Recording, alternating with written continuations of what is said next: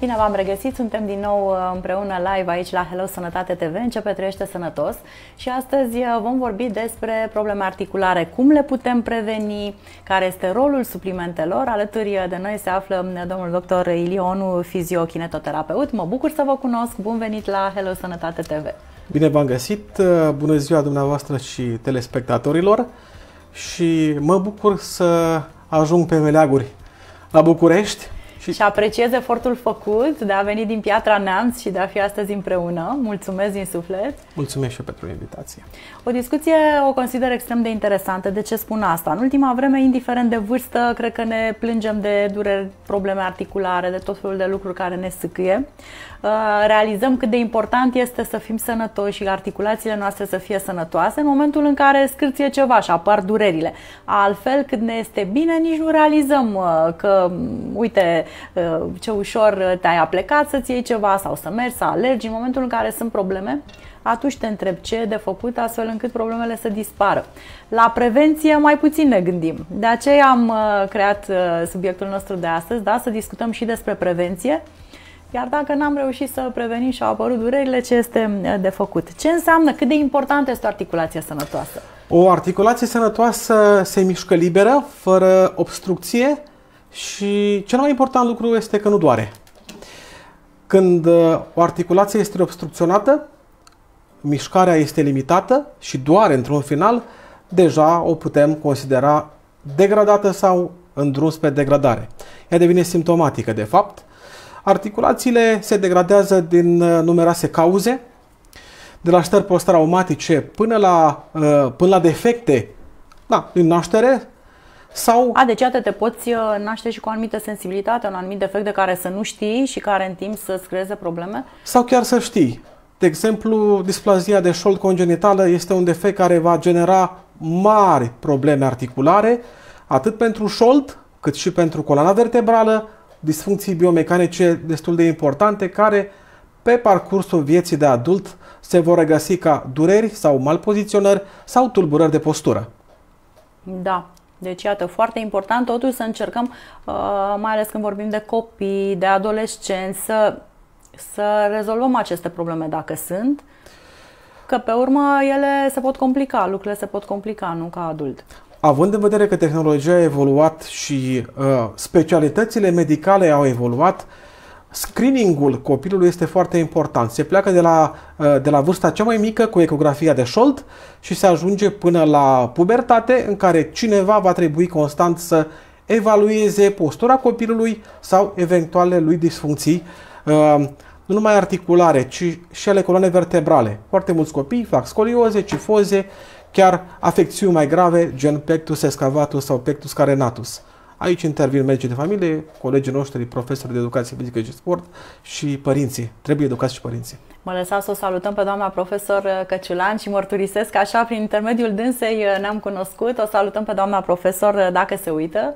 Știu că lucrează cu pacienți de la câteva luni până la vârsta sau cei aflați la a doua, a treia tinerețe. Adică nu are limite de vârstă, se ocupă de toate categoriile de vârstă, doamna profesor. Și într-adevăr, și o salut pe doamna profesor.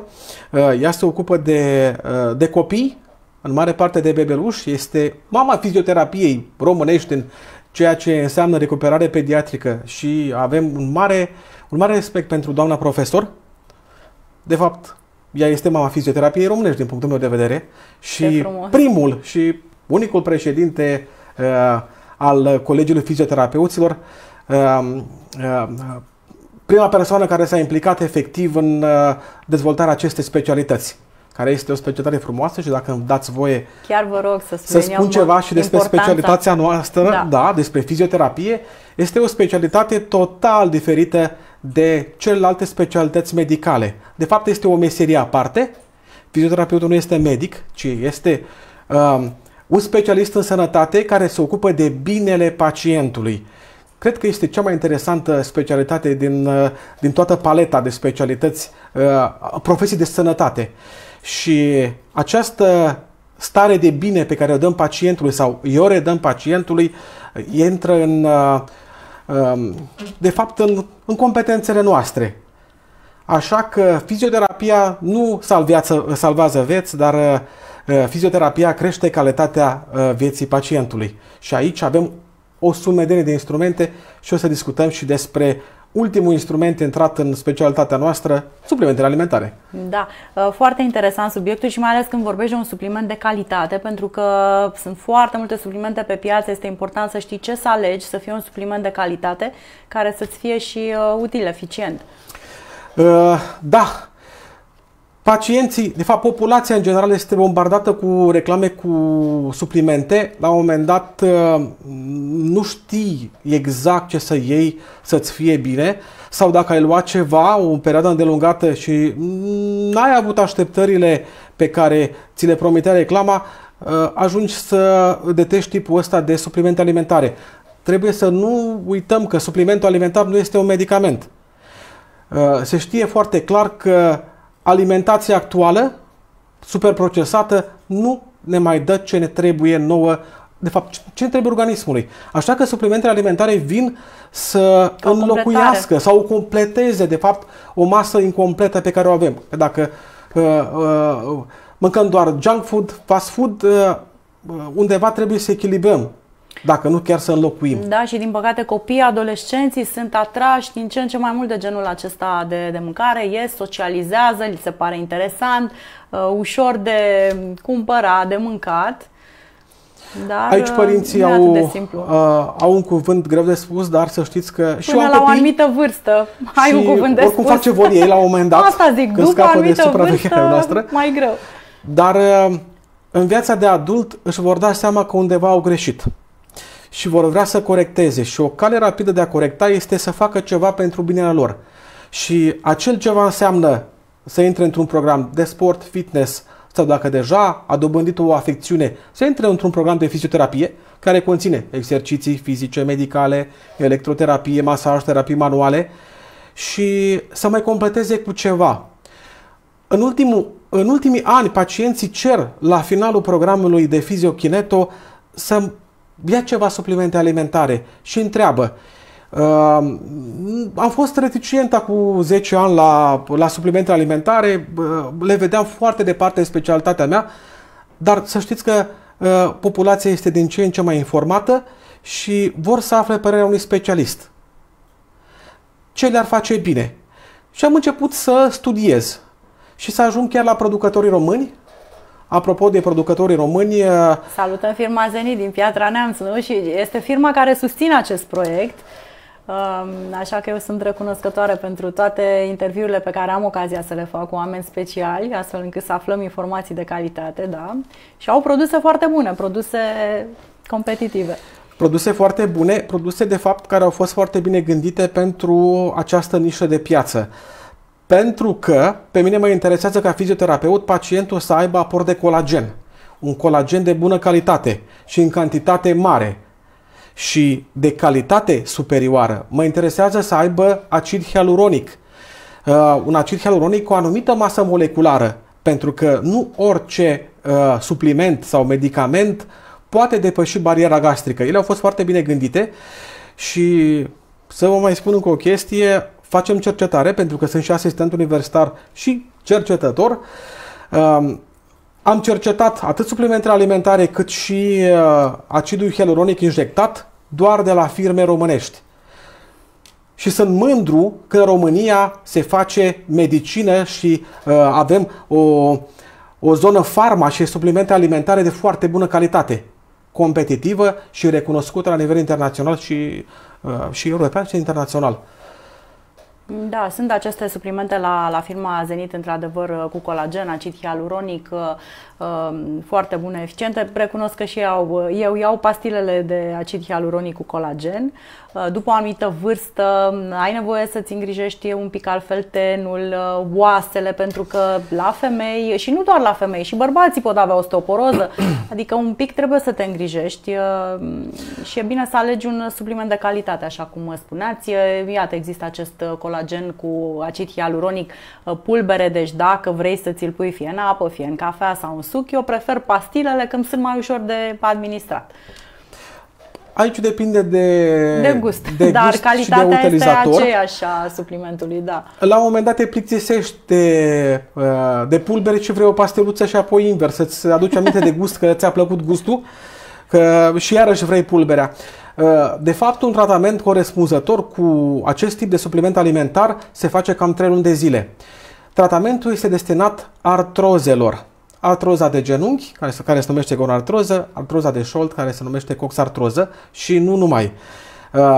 Aceste suplimente alimentare intră într-o categorie specială, se numesc condroprotectoare și ele sunt recomandate de ghiduri internaționale precum ghidul american de ortopedie și ghidurile americane de reumatologie. De fapt, societățile respective, atât americane cât și europene, recomandă suplimentele alimentare pe lângă alte măsuri, precum ar fi scăderea în greutate, exercițiu fizic, măcar 30 de minute pe zi sau un minim de 150 de minute pe săptămână, un exercițiu intens, încălțăminte de bună calitate, ceea ce la român... înseamnă încălțăminte de bună calitate? Ce fel de talpă, ce fel de toc? Pentru că noi femeile preferăm tocurile. Știu că o anumită dimensiune, altfel dacă e prea înalt, nu e bine. Îmi mușc limba legat de toc. Da? Am foarte multe lucruri de spus legat de toc. Tocurile foarte înalte produc modificări biomecanice destul de importante la nivelul bazinului și a coloanei vertebrale, dar asta este altceva. Ele se poartă la timpul respectiv și se renunță la ele la timpul respectiv. De fapt, ce înseamnă timpul respectiv? Tocurile scad odată cu... Înaintarea în vârstă? N-am vrut să spun în modul ăsta, sună... La mine n-au odată scăzut, cu înaintarea în experiență. Bun, dar dacă nu ai probleme, le mai poți purta sau preventiv ar trebui să încep să porți toc din ce în ce mai mic, tocmai ca să nu apară problemele? Primele semne sunt cele care țin de durerea de spate, de șold și de genunchi. Dacă nu doare, se mai poate trage un pic de timp și mai puteți purta tocuri. Dacă mai să nu credeți că purtați tocuri și luați suplimente alimentare, preveniți artrozele. Dar după o anumită vârstă, de obicei după 50 de ani, trebuie să scadă tocurile pentru că studiile arată că artrozele deja au vârf la această vârstă. Cu 40 de ani în urmă, vârful artrozelor era la 60 de ani. Din păcate, ceva s-a întâmplat. Probabil faptul că suntem sedentari, probabil că mâncăm neadecvat, probabil că apar și alte probleme de lifestyle, au împins vârsta asta în jos către artroze.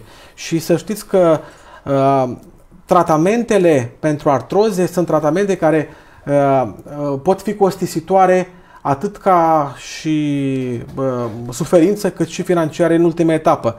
Din păcate, înaintând în vârstă, artroza, că o fi de genunchi, că o fi de șold, că o fi de coloană vertebrală, înaintează odată cu noi și ne degradează încet până într-o zi când devin simptomatice și ne deformează și nu mai putem face aceleași activități. Da. Și atunci trebuie să facem ceva. Bun, uite, cineva ne întreabă ce exerciții pot fi făcute în funcție de vârstă și ce poți face în încercarea de a preveni problemele articulare. Păi cam asta povestim acum. Acum nu știu, da, categorii de vârstă putem încerca, eu știu, o scurtă clasificare. Păi primul lucru e legat de copii. Tot am început cu cei mici, îi lăsăm să facă mișcare cât vor ei. La școală este musai să rămână ora de educație fizică și sport. Rog părinții cu această ocazie să nu insiste cu alte ore și să rămână cu educația fizică și sportul, pentru că acolo copilul are parte de un antrenament, de fapt. Un soi de fizioterapie preventivă. Scoaterea educației fizice și sportului din programă sau înlocuirea cu alte obiecte are repercusiuni negative asupra copilului și mai ales nu-și va da seama decât în momentul în care va deveni adult. Așa că va face tot felul de exerciții. Deja adult nu mai face exerciții pentru că nu are timp sau dacă își dorește să ajungă la o sală. Și aici exercițiile sunt bune, dar nu sunt țintite bani, pentru că și acest aspect financiar îl luăm în calcul. Vă mai spun ceva legat de armată. Înainte să făcea armată, era obligatoriu. Exercițiul fizic era baza antrenamentului militar. Din păcate, el nu mai există. Tinerii băieți nu mai fac armată și nu mai au acea instrucție militară riguroasă cu exerciții fizice și iarăși un punct care l-am pierdut. Mai revenim la mersul cu bicicleta pentru adult, dar programe de exerciții fizice ar trebui să fie extrem de diverse, adică să nu ne cantonăm pe un singur sport sau mergem la sală, tragem de fiare sau facem doar bicicletă. Trebuie să fie echilibrate în așa fel încât să nu supra-solicităm anumite articulații. Să nu supra-solicităm anumite articulații și să cuprindă mișcări gândite metodic pentru toate segmentele. Coloană vertebrală, pentru umăr, pentru cot, pentru genunchi, pentru șold, pentru picior și așa mai departe. Da. Bun. Mă gândeam ca supliment care ne ajută și ArthroHelp, la fel este o variantă care să-ți ajute cumva articulațiile. Bine, există și varianta aceea când ești în criză și de prevenție, de întreținere, detalii pe Zenit, dacă intrați pe site Zenit, scris cu Y și cu TH, găsiți acolo toate aceste informații. Iată, ne salută doamna profesor Căciulan, spune: vă salutăm și ne bucurăm să abordați subiecte atât de interesante. Și doamna profesor spune că fizioterapia folosește cea mai ieftină formă de terapie, mișcarea. Exercițiul fizic. Dacă este învățat corespunzător și făcut corespunzător, este un medicament. De fapt, fizioterapia nu este un sport, a nu se confunda. Ea este, de fapt, o formă de tratament. Exact ca tratamentul medicamentos, ca tratamentul cu suplimente alimentare, fizioterapia, de fapt, e o formă de tratament. Și Stancu Alexandra ne salută, la fel Nicu, văd că este alături de noi Lidia Petrescu, ne mulțumește pentru emisiunea interesantă. Mai aveam și aici, sunt multe mesaje, mă bucur că ne urmăriți și că ne scrieți. Așteptăm și întrebări pentru invitatul nostru de astăzi, domnul dr. Ilie Onu, fiziokinetoterapeut. Nadia Hamacava mă salută și ea și spune un subiect foarte, foarte bun de abordat. Îți mulțumesc, Nadia. Da, este un subiect important. Nu stăm să ne gândim prea mult să facem prevenție, să încercăm să nu ajungem ca articulațiile noastre să aibă de suferit. Așa spuneam și la începutul emisiunii. Atunci când încep să scârție, ne gândim: ce am făcut, ce e de făcut să ne fie bine. Când încep să scârție, deja la 35 plus, 40 plus, deja ar trebui intervenit. Ar trebui persoana să conștientizeze că intră într-un proces de degradare. Din păcate, după 25, 28, 30 de ani, colagenul nu se mai... 25, deci iată un organism foarte tânăr, pentru că la vârsta aceea nu ne gândim că nu mai producem același colagen, cantitatea de colagen, și calitatea de colagen. Și calitatea, da, exact. Deja în jurul vârstei de 40 de ani putem spune că acea cantitate și calitate deja sunt foarte mult diminuate sau chiar către zero duse. Și atunci ar trebui să suplimentăm încă de pe la 20 și un pic de ani, exact? Nu neapărat. 25, 30 sau cum? Dacă avem o constituție fizică bună și practicăm un sport și nu ne-am îngrășat și avem bucuria de a scăpa de a scăpa de kilograme, putem să lăsăm mai moale și cu partea de fizioterapie dacă nu doare ceva și cu suplimentele. Dar dacă deja ai atins 30 de ani și ești supraponderal, ar trebui să faci ceva fizio, ar trebui să faci ceva mișcare, activități fizice și ar trebui intervenit și cu suplimente alimentare.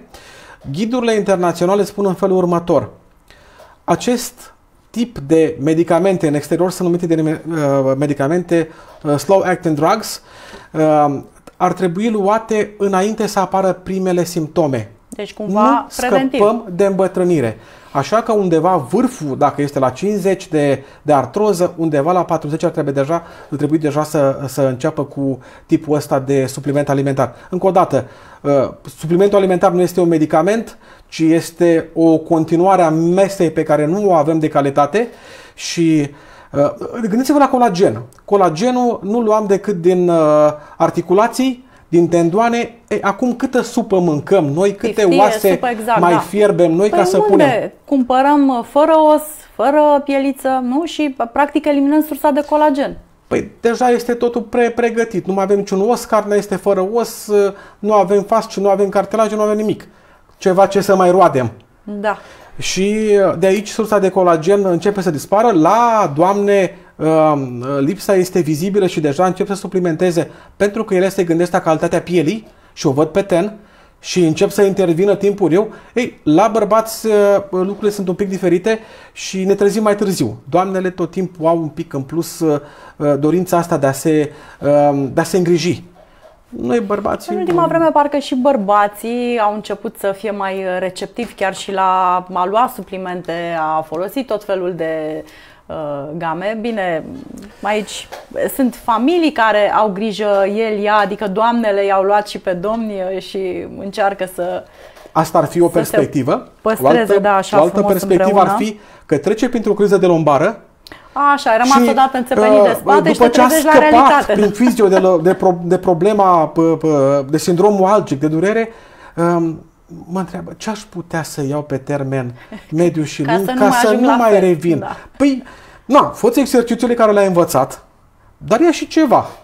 Și produsele pe bază de acid hialuronic și colagen, să nu uităm și vitamina C, care este un stabilizator. Și vitamina D, cred, nu? Da, și vitamina D. Utilă. Sunt foarte importante pentru a ne menține cât mai mult sănătoși și mobili și de a preveni o următoare cădere, o criză. Da. Din păcate, crizele cervicale și lombare vin în episoade din ce în ce mai violente. Mai violente și la vârste tot mai mici. De ce? Pentru că avem tot felul de poziții vicioase. Da? Stăm foarte mult în fața calculatorului, la telefon stăm în anumite poziții, încercând să mai facem și altceva. Eu zic acum din greșelile pe care le fac eu. Astea sunt vremurile. Nu știu cât de mult facem sport. Eu recunosc, nu fac sport din păcate. Sunt destul de sedentară. Și atunci nu prea se vede. Nu se vede, am noroc, genetic, sincer spun, nu. Deci dacă băiatul meu face foarte mult sport, fetița la fel pentru că are 9 ani și este activă și zburdă toată ziua, eu nu fac sport. Sau mă rog, alerg după ei, ăsta e singurul sport. Dar altfel să merg organizat, să am un program, să fac exerciții zilnic, nu fac. Deși de anul ăsta mi-am propus și mai fac când și când, dar n-am făcut până acum. Dumneavoastră vă aflați în partea bună a baricadei. Din păcate, partea asta, componenta genetică, te duce și în partea rea. Și că te culci pe ureche. Sau cum? Nu numai de asta. Vii cu o moștenire la părinți legată de probleme artrozice. Și dacă tu o știi, ar trebui să iei măsuri din timp. Și măsuri înseamnă să nu te îngrași, să ai o încălțăminte de bună calitate, să ai activitate fizică în fiecare zi, dacă ai activitate de birou, să te miști câte un pic și după să ai mișcare și să îți faci controle periodice. Evident, să intervii. Ce înseamnă controle periodice? Dați-ne exemplu.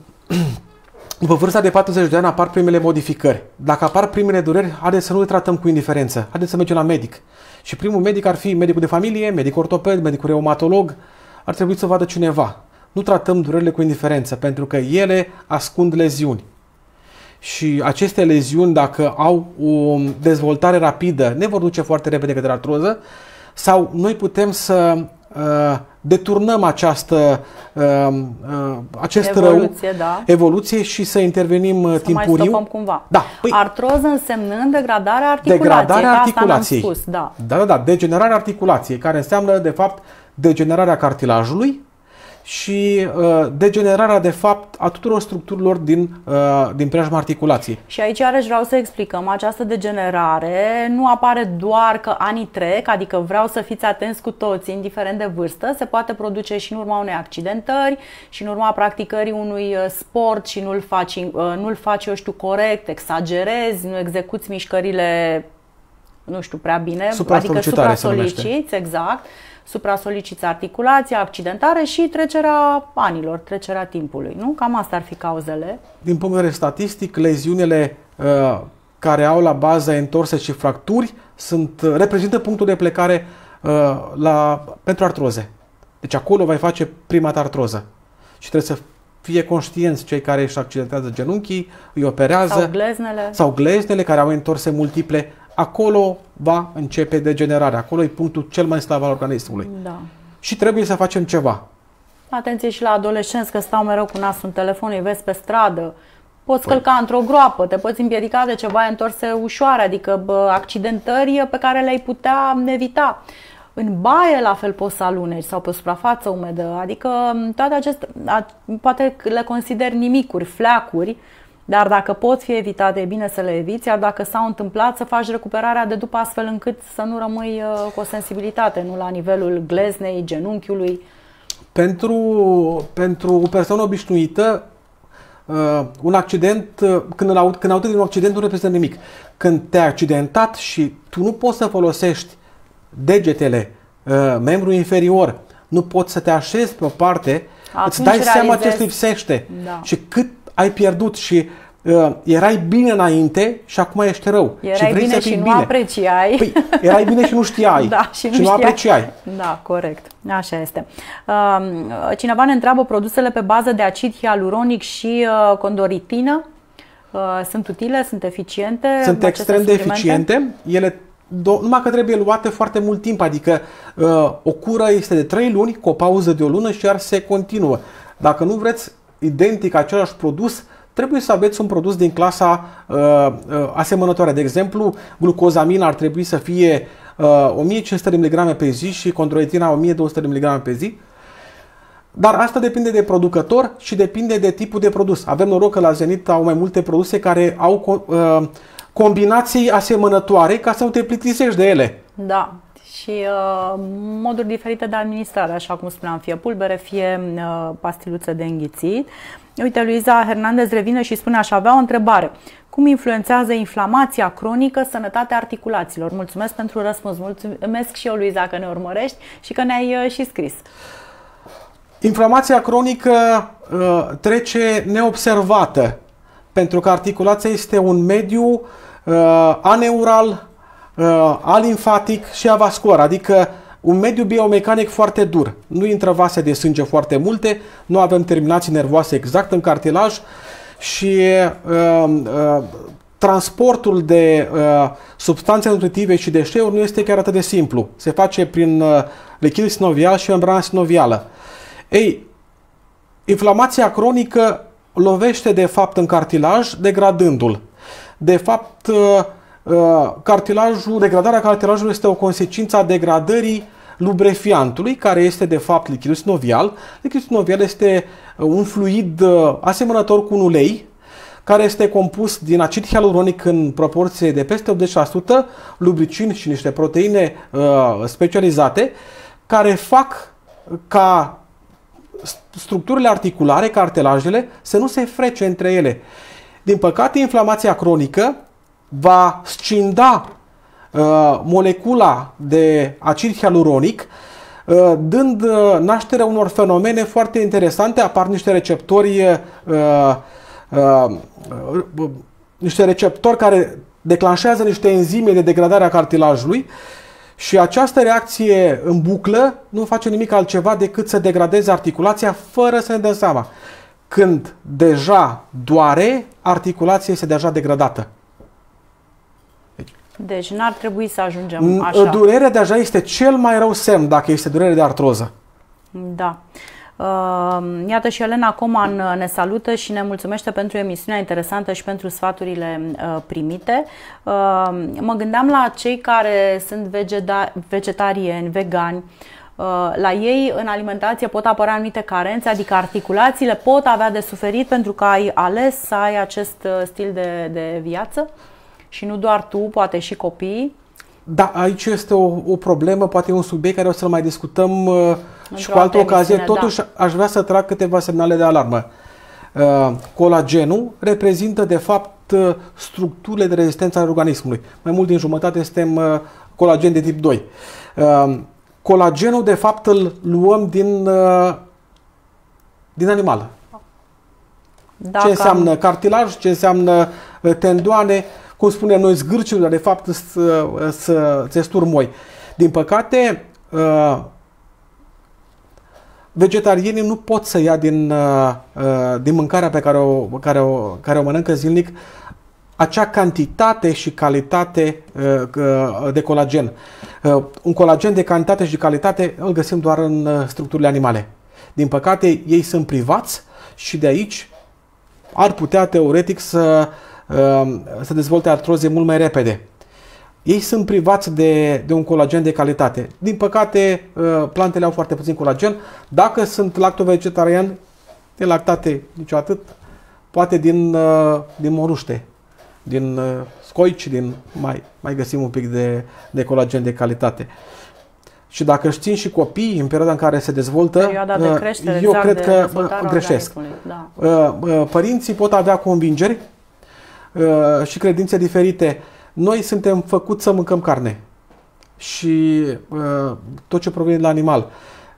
Dacă deturnăm această cale copilul care este vegetarian va fi mai mică în înălțime, o rezistență fizică mai mică, nu știu acum de partea intelectuală, de partea cognitivă, dar din ce am văzut eu copii, am văzut mai slab dezvoltați și mai predispuși problemelor musculoscheletale. Da, adică devin mai fragil pe partea aceasta de articulații, musculatură, da. Le lipsesc componente principale în alimentație. Acum, nu știu dacă ar fi corect să-i luăm produsul animal și să punem un supliment. Eu nu cred că este corect așa ceva. Și suplimentul oricum provine din colagen animal, clar. Și dacă are credința asta părintele, e clar că nu este o zonă foarte discutabilă și e foarte sensibilă, da, legată de părinți și copii cu... De aceea am și întrebat. V-am pus în dificultate un pic. Nu vroiam asta, dar e bine că, iată, cumva ați tras un semnal de alarmă, atenție la stilul de viață pe care îl avem. Să nu fim sedentari sau corect ar fi să facem mișcare, indiferent de vârstă, potrivită vârstei pe care o ai, afecțiunilor pe care le ai, tratamentelor pe care le urmezi, dar este importantă mișcarea, alimentația, odihna. Suntem pe final de emisiune și aș vrea să tragem cumva o concluzie. Trebuie să facă sport. Nu scoateți orele de educație fizică și sport. Nu uitați. Lipsa de mișcare, de la orele de sport, nu le înlocuim cu matematică română. Și nu le punem ghiozdanele foarte grele. Lipsa mișcării produce dizabilitate. Lipsa mișcării produce dizabilitate și lăsăm copiii să facă mișcare. Trebuie să încurajăm să miște. Ca să nu ajungă adulți cu probleme. Da, ca să se bucure de o viață frumoasă. Mulțumim pentru sfaturi. Vă aștept să reveniți. Cu drag. Apreciez efortul făcut de a veni de la Piatra Neamț și de a fi astăzi în studio aici la Hello Sănătate TV alături de cei care ne urmăresc. Vă mulțumesc din suflet. Să aveți o primăvară cu sănătate, cu bucurie, cu rezultate frumoase alături de pacienții pe care îi aveți și să ne regăsim aici cu bine la Hello Sănătate TV. Mulțumim! Să mulțumim și celor care ne-au urmărit și ne-au scris în număr atât de mare. Sper că am reușit să răspundem tuturor. Iată, mai am un mesaj de la Alexandra Stancu. În cazul unei dischinezii biliare, unde muvon, da, nu, cred că nu mi-ai scris bine, Alexandra, nu este digerat de fiere, ce alt produs recomandați pentru gonartroză grad 3? Apropo de produsele care trec de bariera digestivă. Așa. Aceste produse sunt făcute special pentru a trece de bariera gastrică. Colagenul este o proteină foarte dură, dar de aceea ea a fost cindată și a fost hidrolizată. Și acidul hialuronic are o masă moleculară mică pentru a trece de bariera gastrică și a ajunge unde trebuie.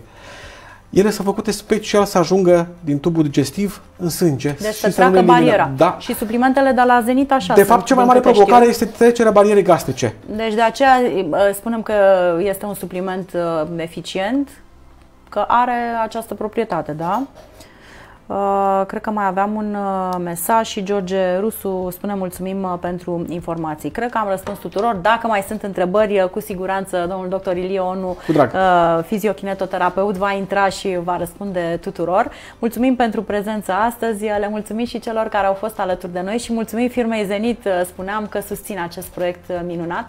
Aveți grijă de voi, profitați, vine primăvara, ieșiți să faceți mișcare și să vă fie bine. Să rămâneți sănătoși și voioși. Ne revedem curând. Numai bine! Mulțumesc!